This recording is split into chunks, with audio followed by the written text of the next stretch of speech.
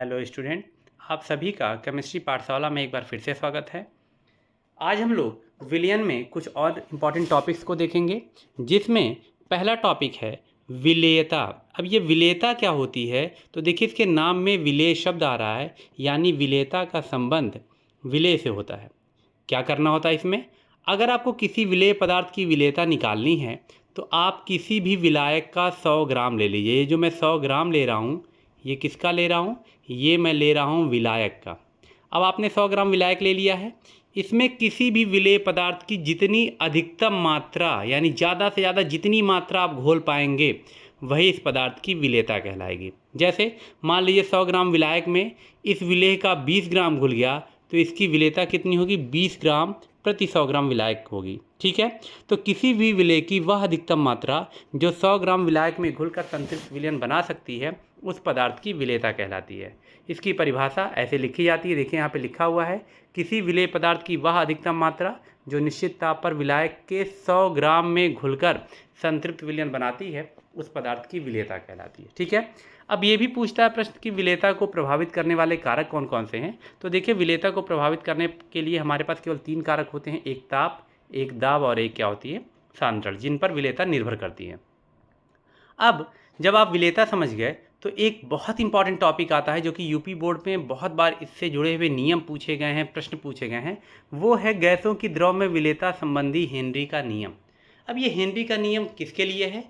यह नियम केवल तब लागू होता है जब हम किसी भी गैस को किसी भी द्रव में घोलते हैं, तब हेनरी का नियम लागू होता है। क्या है यह नियम? समझिए, एक चित्र के जरिए हम आपको यहाँ समझाने की कोशिश करेंगे। यहाँ पर अगर आप पहले चित्र को देखें तो पहले चित्र में यहाँ पर हमने क्या किया, ये पिस्टन लगाया है, और ये जो नीले रंग से हैं ये सब किसी न किसी द्रव के अणु हैं। हम यहाँ लिख दे रहे हैं, ये सब किसी न किसी द्रव के अणु हैं, और ये जो पिंक कलर की बॉल बनाई गई है, ये गैस के अणुओं को प्रदर्शित करते हैं। ठीक है, अब होता ये है कि मान लीजिए पहले चित्र में हम चाह रहे हैं कि जो गैस के अणु हैं ये द्रव में चले जाएं, यानी द्रव में विलय हो जाएं, ये घुल जाएं द्रव में।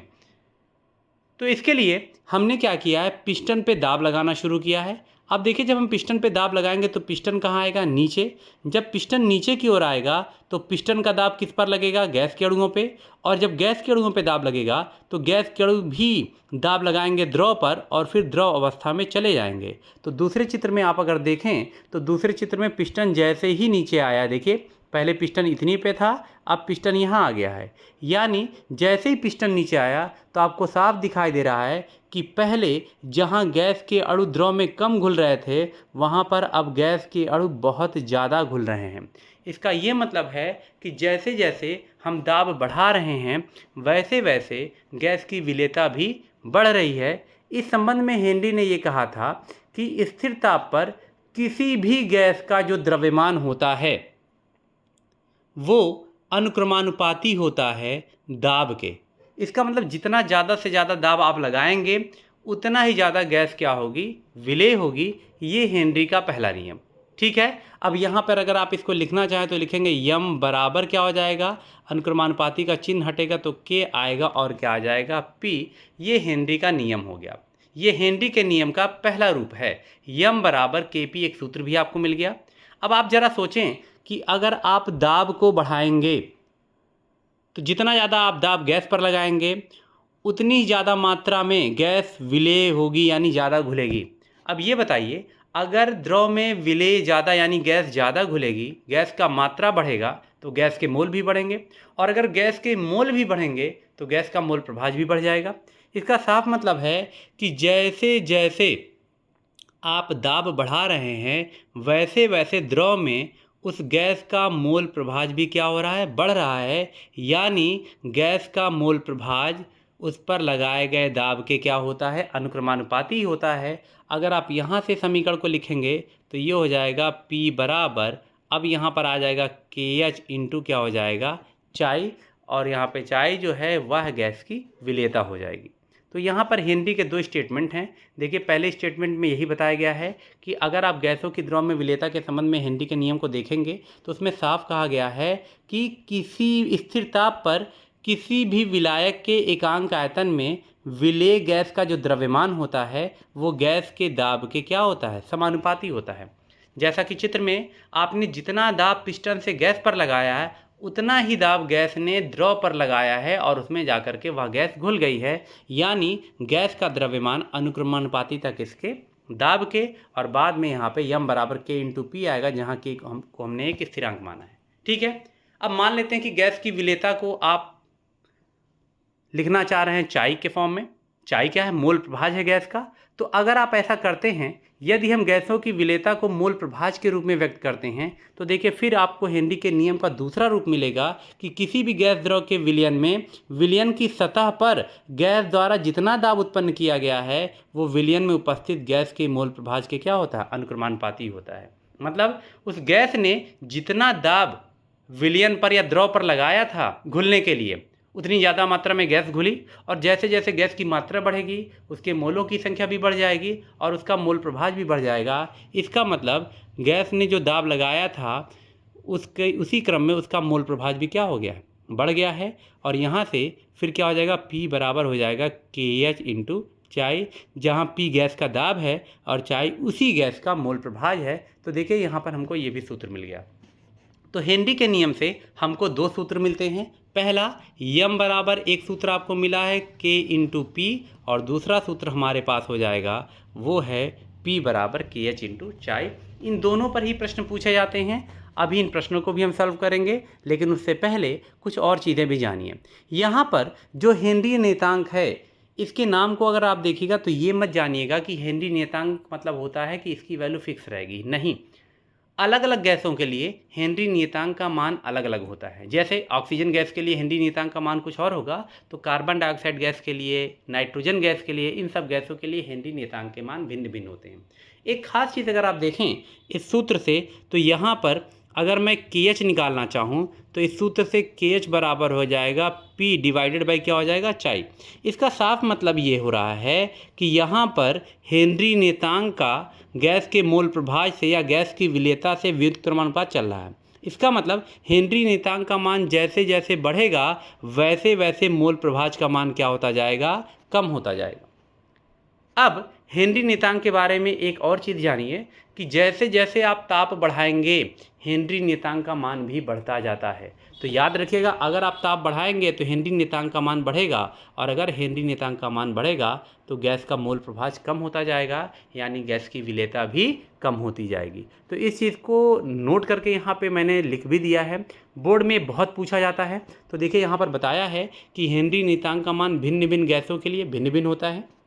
हेनरी नियतांक का मात्रक क्या होता है? वो दाब का मात्रक होता है। दाब आपको वायुमंडल में दिया हो, मिलीमीटर में दिया हो, बार में दिया हो, किलो बार में दिया हो, टॉर में दिया हो, पास्कल में दिया हो, जो भी मात्रक गैस का होगा, गैस के दाब का, वही मात्रक हेनरी नियतांक का भी होगा। और दूसरी चीज़ अभी मैंने बताया, हेनरी नियतांक का मान ताप बढ़ाने पर क्या होता है? बढ़ता है। और अभी मैंने बताया था कि हेनरी नियतांक का मान बढ़ेगा तो गैस का मोल प्रभाज या गैस की विलेयता क्या होगी? घटेगी। तो देखिए जिस गैस का हेनरी नियतांक जितना अधिक होता है उस गैस की विलेयता द्रव में उतनी ही क्या होती है? कम होती है। बात समझ में आ रही है? अब आते हैं हेनरी नियम की सीमाएं क्या क्या है, यानी हेनरी नियम की लिमिटेशंस क्या क्या हैं, कहाँ पर हेनरी का नियम काम करना बंद करता है। तो याद रखिएगा हेनरी नियम की सीमाएं ये हैं कि गैस का दाब बहुत कम होना चाहिए। अगर बहुत उच्च दाब हो गया तो हेनरी का नियम फिर फ्लॉप हो जाएगा।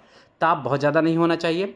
तीसरी चीज़, जिस गैस को हम विलायक में घोल रहे हैं वह गैस विलायक में घुलते ही संगुणित या वियोजित ना होने लगे, मतलब उसके अणु ना तो टूटने लगें और ना ही जुड़ने लगें। अगर ऐसा हुआ तो हेनरी का नियम नहीं लगेगा। और लास्ट पॉइंट, जो गैस हम विलायक में भेज रहे हैं वह विलायक के साथ कोई क्रिया ना करने लगे, कुछ नए उत्पाद ना बनने लगे।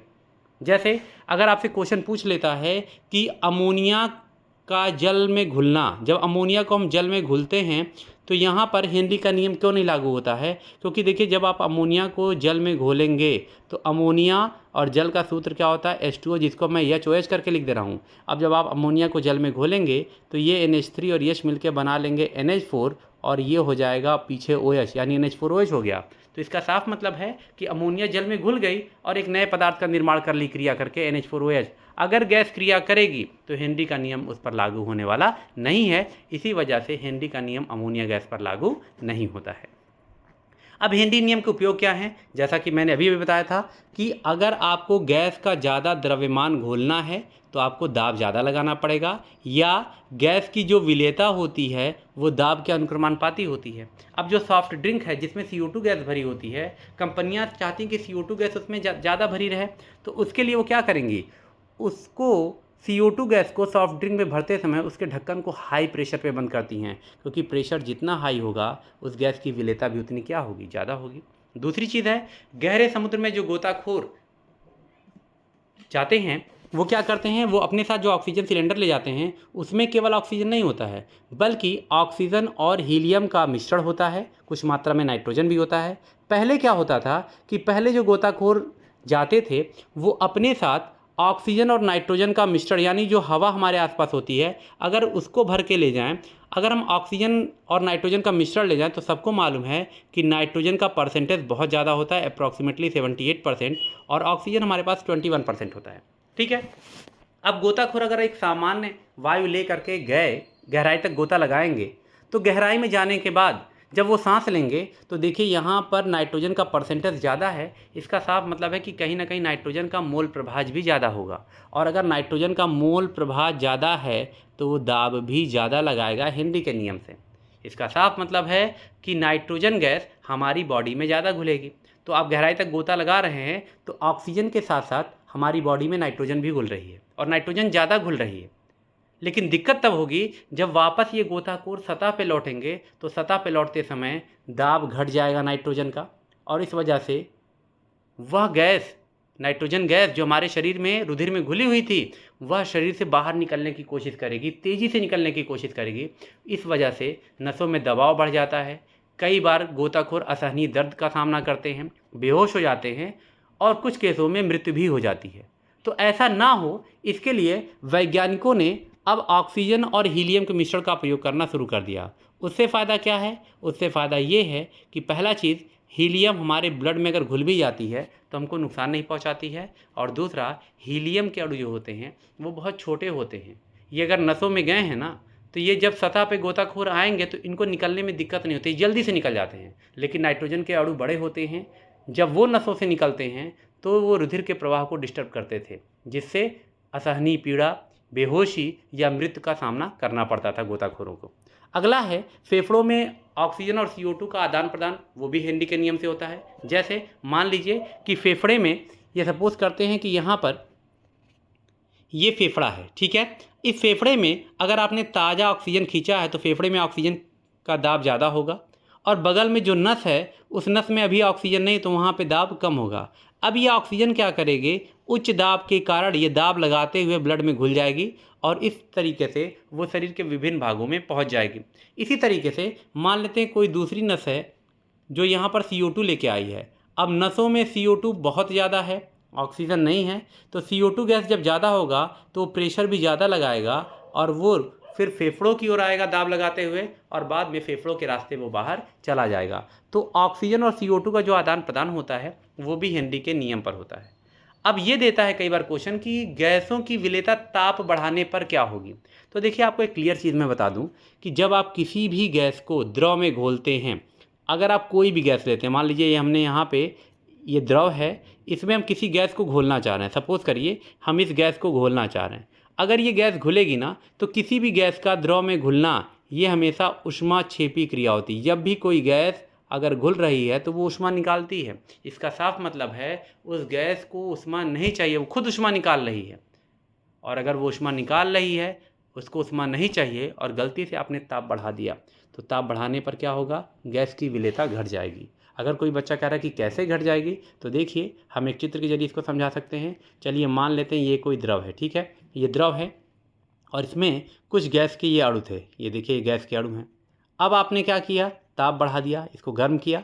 ताप बढ़ाएंगे तो गैस के अणुओं की गति ऊर्जा बढ़ेगी, और अगर गैस के अणुओं की गति ऊर्जा बढ़ेगी तो द्रव को छोड़ के कहाँ भाग जाएंगे, ऊपर की ओर।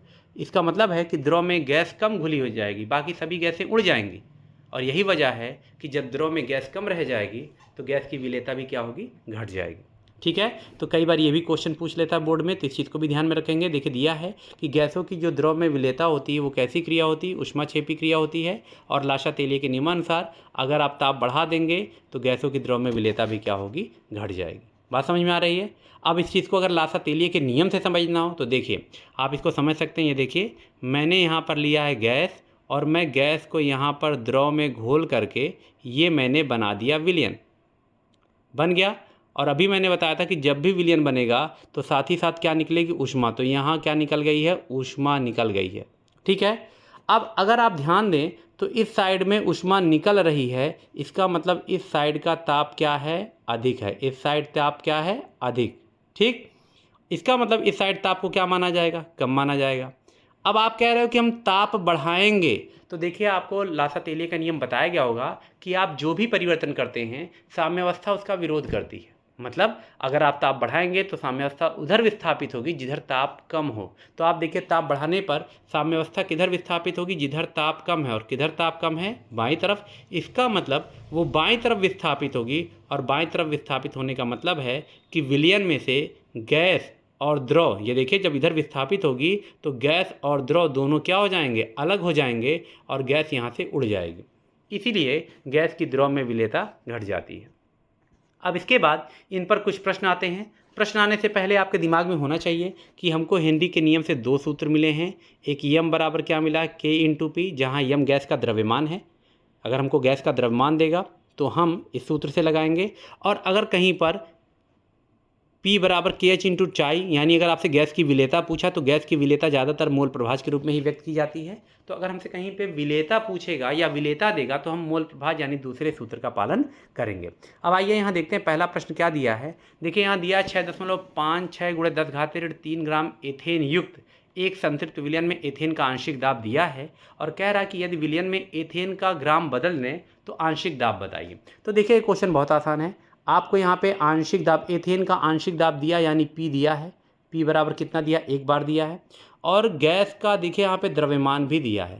तो यम बराबर भी दिया है कितना, 6.56 गुणे 10⁻³ कितना, 3 ग्राम दिया है।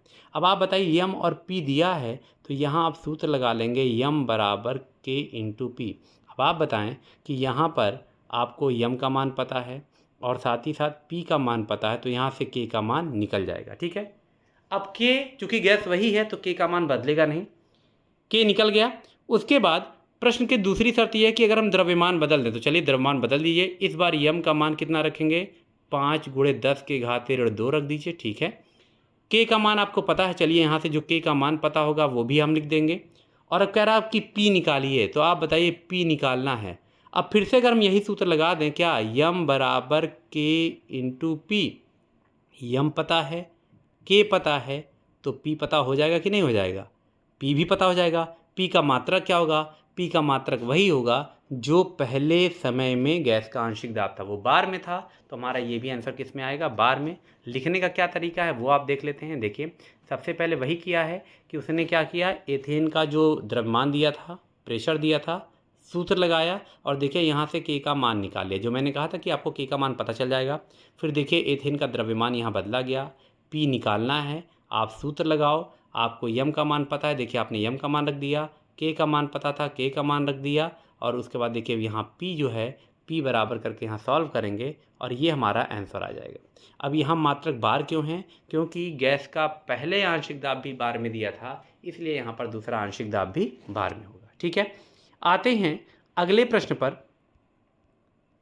वो दिया है कि यदि मानक ताप दाब पर यानी एसटीपी पर हाइड्रोजन गैस की विलेयता 0.195 m का मतलब यहाँ पे मोललता दिया है, तो हेनरी नीयतांक का मान निकालना है यानी KH का मान निकालना है। और एसटीपी पर हाइड्रोजन गैस का आंशिक दाब भी आपको दिया हुआ है। अब ऐसे प्रश्नों को कैसे लगाएंगे, देखिए आपको H2S का आंशिक दाब दिया है यानी ये वैल्यू हो गई P की, P आपको दिया है, कोई बात नहीं। अच्छा, H2S गैस की विलेयता 0.195 है, इसका मतलब ये होगा कि H2S गैस के कितने मोल, 0.195 मोल किसके, H2S गैस के घुले होंगे 1 किलोग्राम विलायक में। क्योंकि मोललता का सूत्र क्या होता है, मोललता का जो मात्रक होता है मोल प्रति किलोग्राम, यानी विलेय के मोलों की संख्या बटा विलायक का भार किलोग्राम में। तो अगर 0.195 यम दिया है, इसका मतलब 0.195 मोल घुले हुए हैं 1 किलोग्राम विलायक में। तो आपको H2S के मोल दिया है। विलायक कौन होगा? विलायक जल है जिसका 1 किलोग्राम लेना होगा। 1 किलोग्राम का मतलब हो जाएगा 1000 ग्राम। अब ये जल का ग्राम हो गया। आप यहाँ पे जल के मोलों की संख्या निकालेंगे। जल के मोल कैसे निकलेंगे? 1000 और जल का अणुभार कितना होता है? 18। आप इसको सॉल्व करेंगे तो यहाँ पर जल के मोलों की संख्या आ जाएगा 55.55। अब आप देखें यहाँ पर आपको दोनों ही पदार्थों के मोल पता हो गए, यानी जल के मोल भी पता हो गए और H2S के मोलों की संख्या भी पता हो गई।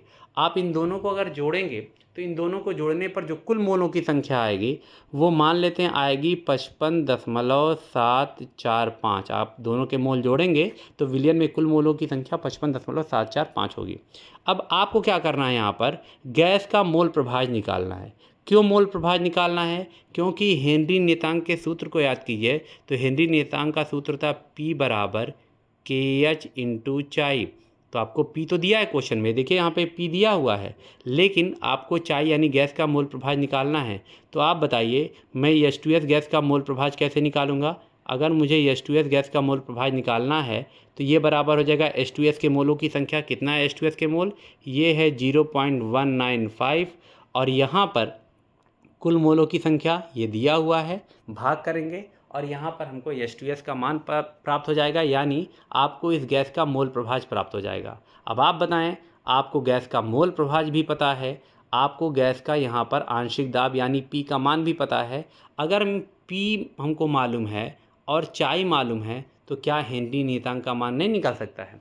बिल्कुल निकल जाएगा। और हेनरी नियतांक का मात्रक हमेशा दाब का मात्रक होता है। अगर आप देखें तो यहाँ दाब बार में दिया है तो हमारा आंसर भी बार में आएगा। तो देखिए सबसे पहले इसको लिख करके स्टेटमेंट में इसी चीज़ को बताया गया है कि H2S गैस के 0.195 का मतलब क्या होता है कि आपके पास जो 1000 ग्राम विलायक यानी 1 किलोग्राम जो विलायक है उसमें H2S के मोल गुले हैं।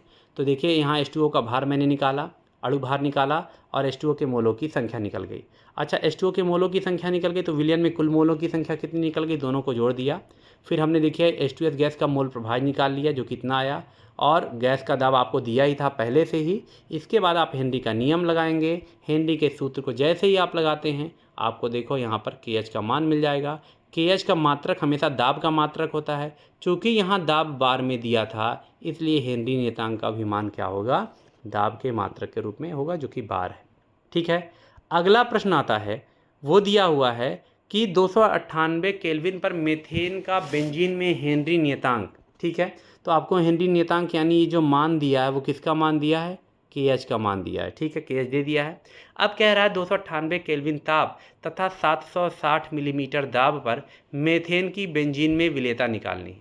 ठीक है, अब मीथेन की बेंजीन में विलेयता, ठीक है, KH आपको दिया हुआ है। अब यहाँ पर जब आप इस ऐसे प्रश्नों को सॉल्व करते हैं तो आपको ये देखना होता है कि हमारे पास और क्या क्या जानकारी है। हमको यहाँ KH दिया है, ठीक है, KH हमने लिख दिया, और साथ ही साथ देखिए यहाँ पर दाब भी दिया, यानी आपको P भी दिया हुआ है। अब अगर ये दो चीज़ें दिया है तो सीधे आपको सूत्र लगाना है क्या? PH बराबर KH इंटू क्या हो जाएगा? चाई। कौन सी गैस है? मेथेन। तो आप यहाँ CH4 लिख देंगे, यानी मेथेन का मोल प्रभाज। अब आप बताइए, आपको यहाँ पर P का मान पता है, देखिए 760 ये दिया है। यहाँ पर ध्यान दीजिए ये भी दिया हुआ मिलीमीटर में, दोनों का मात्रक सेम है, कोई दिक्कत नहीं है। अब आपको यहाँ पे क्या करना है? चाई की वैल्यू जो है वो निकाल लेनी है। P पता है, KH पता है, आप इसकी वैल्यू को निकाल लेंगे। लिखने का तरीका देखिए दिया हुआ है, हेनरी नियतांक आपको दिया है, KH का मान, P का मान भी दिया हुआ है जैसा मैंने बताया था। उसके बाद आपको सीधे सूत्र लगा देना है। यहाँ से आपको मेथेन का मोल प्रभाज पता हो जाएगा, और मेथेन का जो मोल प्रभाज होगा वही उसकी विलेयता मानी जाएगी, जो कि हमारा ये आंसर आ जाएगा। ठीक है, अब एक प्रश्न और भी आता है जिसमें ऐसा प्रश्न दे देता है कि शुष्क वायु में 80% नाइट्रोजन है, हालांकि 78% होती है, लेकिन क्वेश्चन में अब 80% कहा तो आपको उसके अकॉर्डिंग ही जाना है, और 20% ऑक्सीजन है। नाइट्रोजन ऑक्सीजन के लिए हेनरी नियतांक का मान दिया हुआ है। अब कह रहा है 1 ATM यानी एक वायुमंडल दाब पर जल में नाइट्रोजन और ऑक्सीजन की विलेयताओं का अनुपात निकालना है। अब अनुपात कैसे निकलेगा? देखिए, विलेयता किस रूप में निकाली जाती है? मोल प्रभाज के रूप में। तो यहाँ पर हम पहले नाइट्रोजन और ऑक्सीजन की विलेयता निकालेंगे और फिर बाद में उनका अनुपात निकालेंगे। क्वेश्चन कैसे लगेगा चलिए देख लेते हैं। हमने बीच में कॉलम खींच दिया, एक तरफ हमने लिख दिया नाइट्रोजन, ठीक है, और एक तरफ हमने कितना लिख दिया, क्या लिख दिया है, ऑक्सीजन, ठीक है। अब यहाँ पर अगर आप ध्यान दें तो दाब कितना लगाना है, 1 ATM का। नाइट्रोजन 80% है, तो इसका मतलब नाइट्रोजन का जो दाब होगा, नाइट्रोजन के दाब को अगर हम P से लिखें या PN2 लिख दीजिएगा, आपकी जैसी भी इच्छा होगी। तो यहाँ मान लेते हैं कि आपने यहाँ पर लिख दिया P नाइट्रोजन, ठीक है। तो नाइट्रोजन का दाब निकालने के लिए कुल दाब कितना दिया है, 1 वायुमंडल, और उसका 80% कर दीजिए। 80%, 1 का 80% करेंगे तो 1 का 80 बटा कितना हो जाएगा, 100 हो जाएगा। तो यहाँ पर अगर आप देखेंगे तो ये कितना आ जाएगा, 0.8 ATM। तो आपको नाइट्रोजन का आंशिक दाब पता हो गया।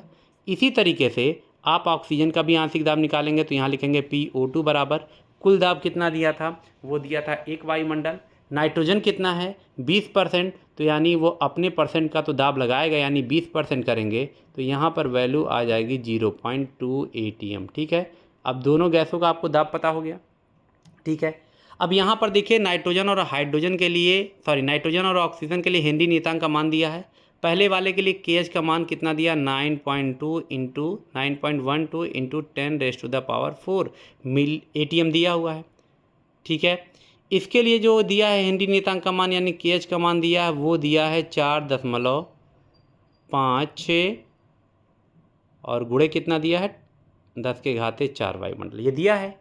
अब आपको करना क्या है, अगर आप इस सूत्र को देखें तो सूत्र हमारा क्या था, P बराबर KH इंटू चाई।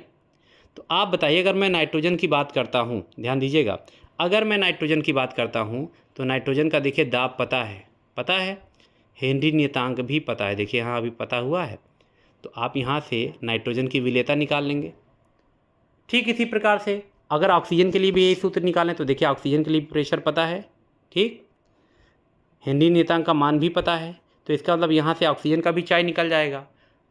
इसका मतलब हम नाइट्रोजन का भी मोल प्रभाज निकाल सकते हैं, यानी यहाँ पर अगर हमको नाइट्रोजन का देखा जाए, इस सूत्र का पालन करेंगे तो हमको यहाँ पर नाइट्रोजन का भी मोल प्रभाज पता हो गया और ऑक्सीजन का भी मोल प्रभाज यहाँ पर पता हो गया। अब जब दोनों के मोल प्रभाज पता हो गए तो आपको इनका क्या निकालना था, अनुपात। तो अनुपात निकालने के लिए क्या करेंगे, आपको चाई N2 को डिवाइड करना होगा चाई O2 से। अब जो भी आ जाएगा वो हमारा क्या हो जाएगा, आंसर हो जाएगा। तो देखिए यहाँ पर वही चीज़ आपको बताया गया है, लिख के देखिए यहाँ पे। सबसे पहले कुल दाब कितना दिया था प्रश्न में, देखिए यहाँ पे साफ लिखा हुआ है कि दाब 1 वायुमंडल का है, तो 1 वायुमंडल जल पर कुल दाब लगा है। चूँकि नाइट्रोजन 80% है तो यानी वो कुल दाब का 80% लगाएगा। तो देखिए हमने नाइट्रोजन का आंशिक दाब पता किया, ऑक्सीजन 20% था तो ऑक्सीजन का आंशिक दाब पता किया, और फिर हमने लगा दिया हेनरी का नियम। अब जब आपने हेनरी का नियम लगा दिया दोनों ही गैसों के लिए, तो देखिए पहले बार अगर दाब N2 का है तो मोल प्रभाज भी N2 का है, और यहाँ से देखिए चाई N2 का मान निकल गया, ठीक है। इसी प्रकार से ऑक्सीजन के लिए जब निकालेंगे सेम सूत्र का पालन करेंगे। सूत्र तो हमारा यही है, P बराबर क्या, KH इंटू क्या है, चाई। अगर आपका यहाँ पे गैस ऑक्सीजन है, ऑक्सीजन का दाब है तो मोल प्रभाज भी किसका होगा, ऑक्सीजन का। तो देखिए यहाँ पे यही किया गया है, और यहाँ से चाई O2 का मान निकल गया, यानी दोनों की विलेयता पता हो गई। और जब दोनों की विलेयता पता हो गई तो उसके बाद आपको करना ही क्या है, अनुपात निकालना था। तो देखिए हमने चाई N2 बाई चाई O2 कर दिया, दोनों की वैल्यू रख दिया जितना जितना दिया था, और उसका जब हमने इसको सॉल्व किया तो चाई N2 और चाई O2 यानी नाइट्रोजन का मोल प्रभाज और ऑक्सीजन के मोल प्रभाज का अनुपात आ गया, और वो कितना आ गया है, वो आ गया है 2:1। तो हेनरी नियतांक पे ऐसे ही प्रश्न पूछते हैं। अगर आप इन प्रश्नों को लगा लेंगे तो आपको बोर्ड परीक्षा में अगर प्रश्न पूछेगा तो कोई दिक्कत नहीं होगी, ठीक है। उम्मीद करते हैं कि आज की वीडियो में जो हेनरी नियतांक या उनसे जुड़े आंकिक प्रश्न आपको बताए गए वो आपको समझ में आ गए होंगे। आप सभी से फिर मिलते हैं अगले वीडियो में एक मज़ेदार टॉपिक के साथ। तब तक के लिए आप सभी अपने एग्ज़ाम की तैयारी करते रहिए। धन्यवाद।